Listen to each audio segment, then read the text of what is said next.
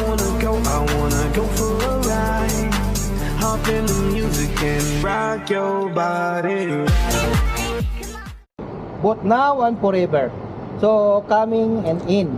Incoming and outgoing. Labas natin, pagbalik natin. So, tinitingnan tayo ng Panginoon.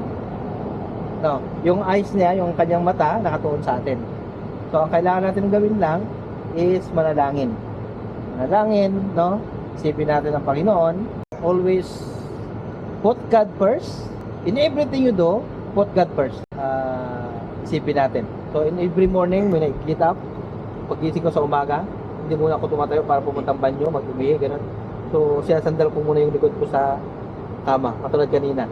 Sinandal ko hindi sa likod, hindi sa may board, kundi sa mga tupiin. Dahil 3 linggo na wala akong tupi-tupi. Kabundok man. So, yun, and pray. Pinag-pray ko yung ating pupuntahan ngayon, ating ride ngayon. Ingatan tayo ng Panginoon. And also, manalangin tayo ulit dito. Amen?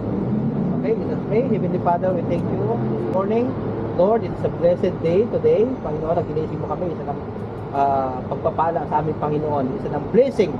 Isa ng gift, Panginoon, na aming natanggap. Panginoon, sa umaga ito, pagmulat namin ng aming mga mata, Panginoon, pagkagising namin, Panginoon. Lord, maraming salamat.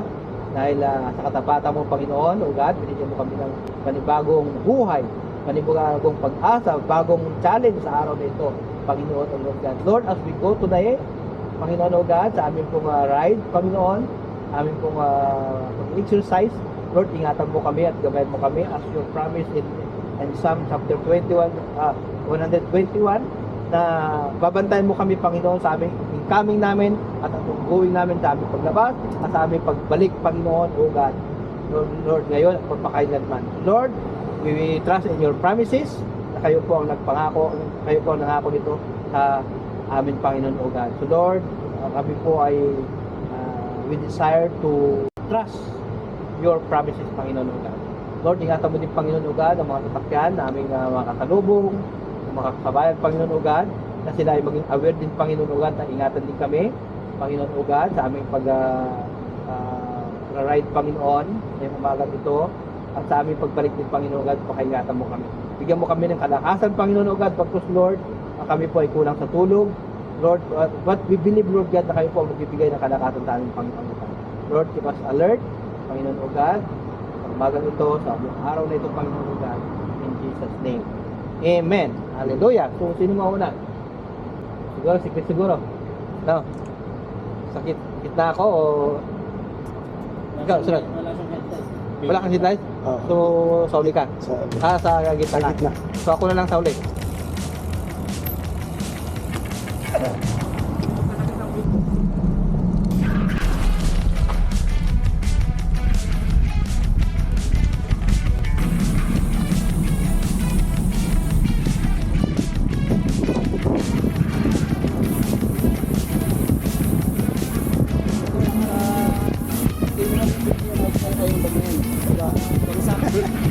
Mamadali.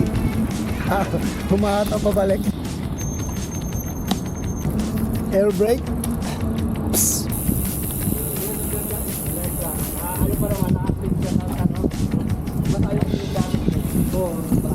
Good morning, brethren. So, napagandang umaga. Isa naman mapagpalang Friday.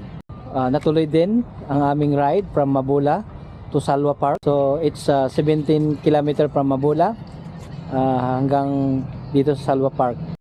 We invite you next Friday if you want to join us. So, LCMI Cyclist Ride with Purpose. So, God bless everyone. Sir Chris, ano sasabi mo sa biyahe natin for today? Sarap, ayos. Praise God. At safe tayo. Natuloy din sa sa Salwa. Smooth lang, smooth. Ayos. Sir Harvey, Ano masasabi? Good morning! Come and join us next Friday. Next ruta natin, Amadi naman. Para medyo may pataas-taas ng konti. Challenging, yeah. Challenging. Let's, yung mga may bike dyan, sayang, kinakalawang. Si Vince. Vince! Kasi birthday mo, ha? Kaya sumakit yung likod mo, no? Huwag muna sumama sa Batang Quiapo. Nag-stuntman yata.